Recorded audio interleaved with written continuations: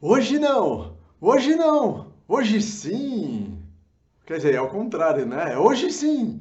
Hoje sim! Hoje não!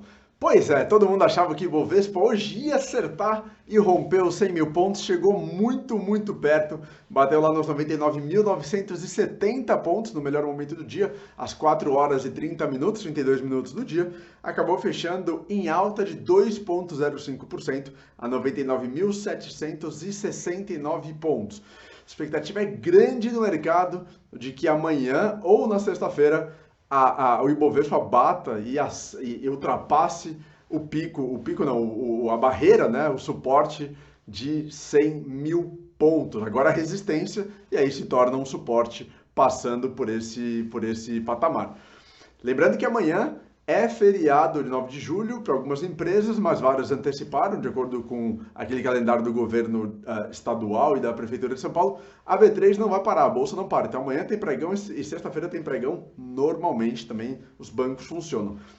IFIX, fundos imobiliários, hoje caiu 0,67%. Bolsas americanas em alta, S&P 500 subiu 0,78%, Dow Jones subiu 0,68% e Nasdaq, aquela nossa bolsa da tecnologia, subiu simplesmente 1,44% para mais um recorde histórico, uma alta histórica. Bateu 10.492 pontos. No ano de 2020, esse foi o 25º recorde da Nasdaq.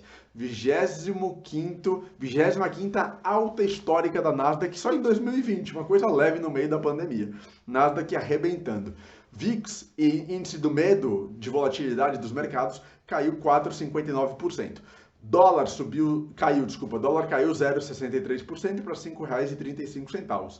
Os dois petróleos, tanto o Brent quanto o WTI, tiveram leve alta. Brent fechou a 43 dólares e 36 centavos e WTI a 40 dólares e 95 centavos. O WTI acima do piso do fundo de 40 dólares, que é um fundo, enfim, um suporte psicológico importante e também financeiramente abaixo de 40 dólares, os produtores americanos, principalmente no Texas, e que produzem, Texas não, desculpa, nas regiões que produzem petróleo de xisto nos Estados Unidos, abaixo de 40 dólares tem prejuízo. Então precisa estar acima de 40 dólares para fazer sentido. Por que, que o Ibovespa subiu hoje?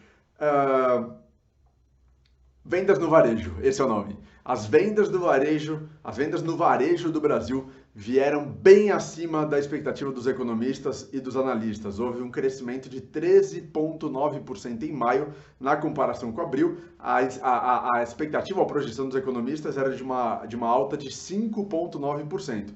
Ou seja, veio mais do que o dobro aqui a alta do varejo. É a maior alta da série histórica da pesquisa que começou em 2000. Então, em 20 anos, é a maior alta da série histórica.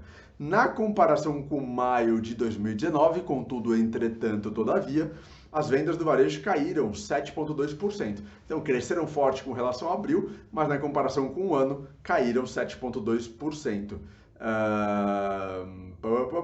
Então, com uma contração de 13,2% no ano. Esse dado reflete o segundo mês cheio de quarentena e isolamento social, com shoppings fechados em diversas cidades. Ou seja, o que foi interessante aqui é que houve esse crescimento do varejo, mesmo com os shoppings e as lojas fechadas em maio, que foi o segundo mês da quarentena no Brasil. Ainda falando de Brasil, até comentaram que preferem que eu fale primeiro tudo do Brasil, depois tudo do cenário internacional, para não ficar um pouco Brasil, um pouco internacional, um pouco internacional, um pouco Brasil, fica uma dança aqui, então vou tentar segmentar melhor os assuntos. A arrecadação federal no Brasil. Os dados preliminares mostram que a arrecadação de impostos e tributos em junho teve uma nova queda, é uma reportagem da Folha de São Paulo. Essa uma nova queda das arrecadações federais prejudica ainda mais a situação fiscal do Brasil, que não é nada boa. Já era complicada, aí, enfim, o Paulo Guedes tem feito, Paulinho Guedes tem feito um grande trabalho de controle das contas públicas para tentar melhorar essa situação. E não conseguiu, bom, com a pandemia não conseguiu, né, porque tudo fugiu ao controle, e com a queda da arrecadação federal isso prejudica ainda mais. São dados prévios do Sistema Integrado de Administração Financeira do governo federal, que apontam até agora para uma queda de 25%. De novo, a situação fiscal ela é muito relevante, seja para o governo, seja para a imagem do país, para investidores internacionais, seja para o risco ou para a nota de risco de crédito do Brasil atribuída pelas agências de classificação de risco, a Fitch, a S&P e a Moody's. Então, são as agências de classificação de risco mais importantes do mundo, analisam muito essa questão de controle fiscal e situação fiscal do Brasil, que está numa situação complicada.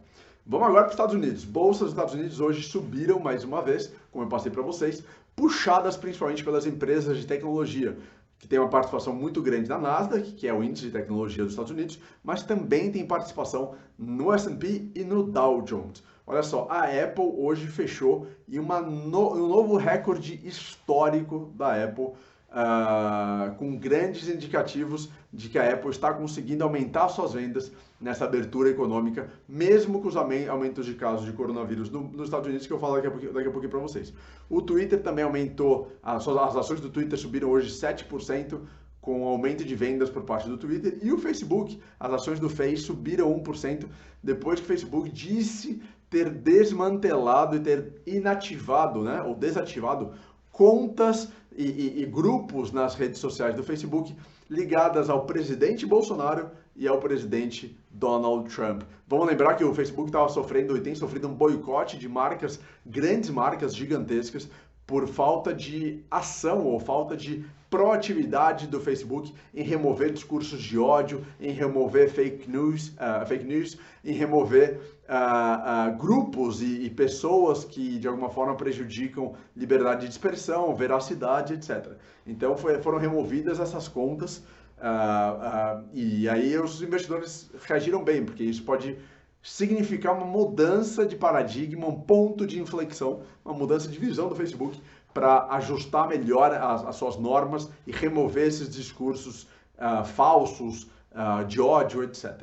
Coronavírus nos Estados Unidos, 3 milhões de infectados no país. Flórida e Texas tiveram novos aumentos de casos. Na Flórida já está tendo escassez de leitos de UTI e escassez de hospitais. Isso preocupa bastante, porque pode significar o retorno das quarentenas, fechamento de lojas, fechamento de estabelecimentos na Flórida, no Texas, como isso já tem acontecido, e em outros estados também. A grande preocupação é que que os casos voltem com força nos Estados Unidos, obrigando uma retração econômica e fechamento das cidades. Novas preocupações também entre Estados Unidos e China, porque a repressão do governo chinês, nova lei de segurança nacional em Hong Kong, tem feito com que empresas ocidentais saiam de Hong Kong, que era uma região autônoma muito bem vista e muito receptiva aos negócios, às empresas, aos investidores. Estados Unidos e países europeus estão ameaçando criar sanções ou penalizar a China comercialmente por conta dessa interferência na região autônoma de Hong Kong, que era um acordo lá desde a saída dos britânicos de Hong Kong no século passado. Petróleo, hoje os preços do petróleo fecharam em alta na quarta-feira, com o consumo de gasolina nos Estados Unidos aumentando.